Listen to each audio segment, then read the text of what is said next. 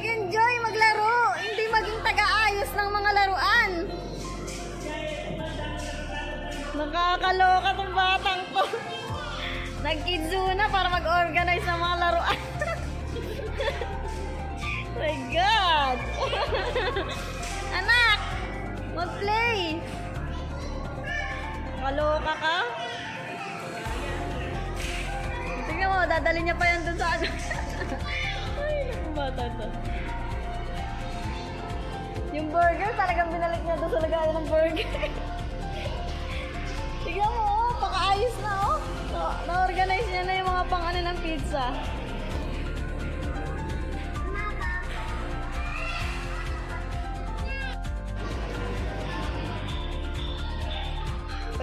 Pwede na mag-apply sa ano, Kidzuna, taga-ayos.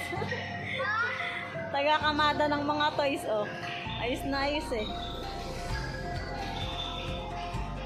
Mag-play, hindi maging taga-ayos ng toys. Nakakaloka. Kasi ang ginagawa ko, baka maglaro na kang maayos. Ano po? Nakakita lang. Baka maubos yung oras mo kakaayos. Mag-play ka naman.